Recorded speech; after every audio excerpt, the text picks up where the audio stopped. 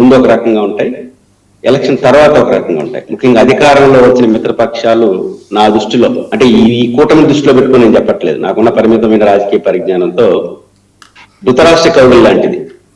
ధృతరాష్ట్ర కవులు ఎంత గొప్పదో మిత్రపక్షాల అంటే కూటమిలో ఉన్న పార్టీల మధ్య, ముఖ్యంగా అధికారంలో ఉన్న పార్టీల మధ్య ఐక్యత కూడా అట్లే ఉంటుంది. ఇంకా ధృతరాష్ట్రుడు ఎవడవుతాడు, నమూనా భీముడు ఎవడవుతాడు అనేది కాలం నిర్ణయిస్తుంది.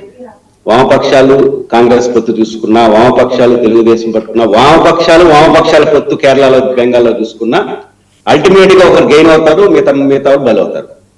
ఇది అది బెంగాల్లో వామపక్షాలు సిపిఐ ఫార్వర్డ్ బ్లాక్ చరిత్ర తీసుకున్నా, కేరళలో సిపిఎం లెఫ్ట్ పార్టీలు తీసుకున్నా, ఆంధ్రప్రదేశ్ లో లెఫ్ట్ తెలుగుదేశం, లెఫ్ట్ కాంగ్రెస్ తెలుగుదేశం, ఈ ఏది తీసుకున్నా ఖచ్చితంగా అందరూ కలిసి గెయిన్ కావడం అనేది ఇంపాసిబుల్. అది ఇంకొక చరిత్రలో జరగలేదు, ఎందుకంటే రాజకీయాలు అట్లా ఉండవు. కాకపోతే విడిపోయేంత వరకు ఐక్యత ప్రదర్శిస్తూ ఉంటారు, మనకు తెలుసు. ఇక్కడ రెండు ఉన్నాయి. ఒకటి, మనం ఇప్పుడు ఎన్నికల్లో ఎలా ఉండొచ్చు, జనసేనకు సంబంధించి ఎవరితో దుర్గేష్ గారు చెప్పేది పాయింట్లీ కరెక్ట్. ఎందుకంటే తగ్గడం పెరగడం పక్కన పెడితే పొత్తుకు పవన్ కళ్యాణ్ గారు చూపిన సాహసం కావచ్చు, లేకపోతే ఇంట్రెస్ట్ కావచ్చు, చాలా కీలకం. ఎందుకంటే చాలా అపవాదులు పడ్డారు కదా, మీ పార్టీ పుట్టిందే తెలుగుదేశం కోసం అని విమర్శలు ఎన్ని విమర్శలు చేసినా కూడా తగ్గి ఆ టైంలో వ్యూహాత్మకంగా ఒక అడుగు వెనక్కేసి తెలుగుదేశంతో పొత్తులు పెట్టుకోవడం అనేది ఒకరికి లాభం జరిగింది. ఎన్ని నిందలు ఎన్ని అవమానాలు ఉన్నా కూడా పొత్తుల కోసం ఆయన చాలా సర్వచూపాడు. బీజేపీని తీసుకురావడంలో వారు ఒక ఐక్యత తీసుకురావడంలో వారి పాత్ర కీలకమైంది అనేది దాంట్లో సందేహం లేదు. గెలుపులో పవన్ కళ్యాణ్ గారి యొక్క కృషి ఎవరు కాదని లేదు. వారికి ఒక అసంతృప్తి కూడా ఉండొచ్చు. రాష్ట్ర వ్యాప్తంగా పాపులర్ పర్సనాలిటీగా ఉన్న పవన్ కళ్యాణ్ 21కి పరిమితం అయ్యారు. ఆయన పరిమితమైన మాకు అవకాశాలు కోల్పోతూ ఉండొచ్చు, లేదా తర్వాత కార్పొరేషన్ పోస్టుల్లో మాకు తగిన ప్రాధాన్యత ఉండాలని కోరుకోవచ్చు. ఇప్పుడు ఎలక్షన్స్ వచ్చేసరికి, మెయిన్ ఎమ్మెల్యే ఎలక్షన్కి వచ్చేసరికి 21 పరిమితం అవ్వచ్చు. ఇప్పుడు 175 ఎక్కడో చోట పోటీ చేయడానికి అన్ని పార్టీలకు అవకాశం ఉంటుంది. తెలుగుదేశం ఎస్టాబ్లిష్ పార్టీ, ఆ పార్టీని పక్కన పెడితే బీజేపీ జనసేన ఏమనుకుంటుంది, ఇది ఒక అవకాశం కదా, దట్టు అధికారంలో ఉన్నారు, అడ్వాంటేజ్ సిచ్యువేషన్ లో ఉన్నారు. సో ఆటోమేటిక్ గా అన్ని చోట్ల మన ప్రయారిటీ పెంచుకోవాలని రెండు పార్టీలు కోరుకుంటాయి. ఇక్కడే సంఘర్షణ వస్తుంది, కోరుకోవడం సహజం. ఇప్పుడు తెలుగుదేశం పార్టీ ప్రతి గ్రామంలో ప్రతి వార్డులో ఎస్టాబ్లిష్డ్ పార్టీ, సంఘర్షణ రాకుండా ఉంటుంది. ఇప్పుడు మా తిరుపతిలో 50 డివిజన్లు ఉన్నాయి. 50 డివిజన్లో పోటీ చేసే కెపాసిటీ తెలుగుదేశం కొంటరగా ఉంది. ఇప్పుడు అనివార్యంగా జనసేనతో అడ్జస్ట్ చేసుకోవాలి, బీజేపీతో అడ్జస్ట్ చేసుకోవాలి కదా. అడ్జస్ట్ ఫస్ట్ తెలుగుదేశం చేసుకోవాలి. ఒక 10 ఇచ్చినా 20 ఇచ్చినా 50-50 ఇచ్చినా కూడా తెలుగుదేశం జనసేన ఎమ్మెల్యే ఉన్నారు. 50-50 అన్నారనుకోండి, 20 స్థానాల్లో తెలుగుదేశం ఫస్ట్ రాజీ పడాలి కదా. వాళ్ళ పార్టీ కార్యకర్తలు కొంత ఇబ్బంది పడతారు కదా. వాళ్ళు 10 తీసుకున్నారు అనుకో, 40 లేదు అని వాళ్ళ ఇట్లాంటి సంఘర్షణ అనివార్యంగా వస్తుంది. ఇది ఆ రెండు పార్టీలు చేసిన తప్పు కాదు, ప్రాక్టికల్ సిచ్యువేషన్. కానీ దీన్ని ఎట్లా ఎదుర్కొంటారు, దీంట్లో ఎవరు ఒప్పుకున్నా తెలుగుదేశం పార్టీ ఇంటర్నేషనల్ పీహెచ్డీ చేసి మిత్రపక్షాలను ఎట్లా డీల్ చేయాలి, ఎట్లా కంట్రోల్ చేయాలి, ఎట్లా వ్యూహాత్మకంగా తీసుకురావాలని అట్లా ఇంకా వాళ్ళకి మించిన భారతదేశంలో లేదు, ప్రపంచంలో లేదు. ఎందుకంటే వాళ్ళకున్న అనుభవం ఎవరికి లేదు. కాబట్టి అది నేను లెఫ్ట్ పార్టీ మూమెంట్ లో ఉన్నప్పుడు ఒక జోక్ ఉండేది. మా వాళ్ళు ఎప్పుడు పొత్తుల కోసం తిరుగుతా ఉంటారు. ఆ సత్యనపల్లిలో పోటీ చేస్తారు, నర్సరావుపేటలో మాకు ఒక 50 సీట్లు ఉంటాయి.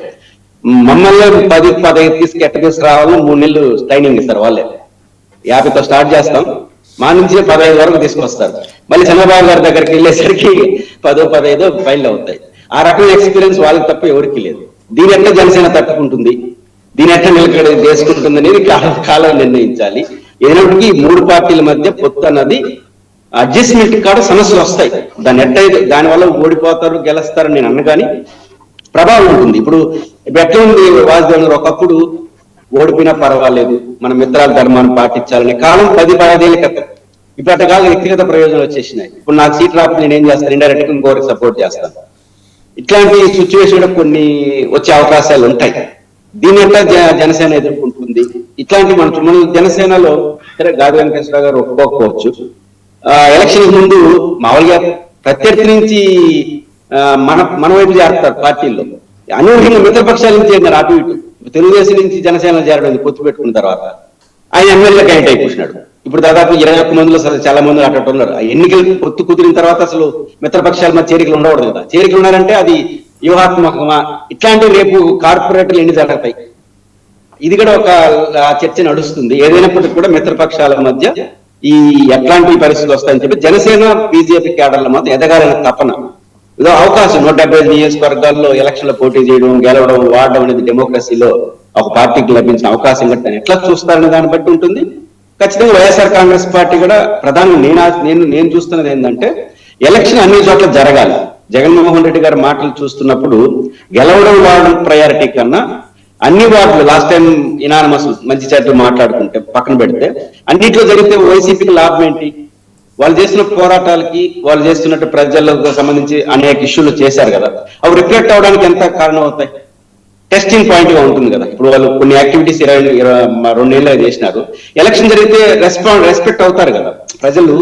ఎంత వాళ్ళకి టెస్టింగ్ ఉంటుంది, మనం చేసే పోరాటాలు ఎంత జనం రిసీవ్ చేసుకుంటున్నారు, మన క్యాడర్ ఎట్లా పనిచేస్తా ఉంది, మనం చేసే పోరాటాలు నిజంగా జనం హర్షిస్తున్నారా, రెండింటికి ఉపయోగమే. అధికార పార్టీకి వైసీపీ నిజానికి లాస్ట్ టైం ఇనానమస్ లో ఎంకరేజ్ చేయకుండా దానికోసం ప్రయత్నించుకున్నట్టు వాళ్ళకి తత్వం బోధపడి ఉండేది.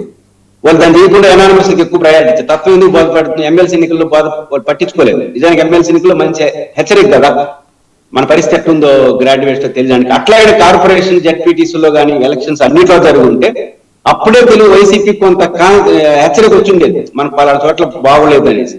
ఈసారి తెలుగుదేశం పార్టీ బహుశా వాళ్ళ ఏ స్టాండ్ తీసుకుంటారో నాకు తెలియదు, కానీ ఎలక్షన్ ఎక్కువ జరిగితే రెండుకి లాభం.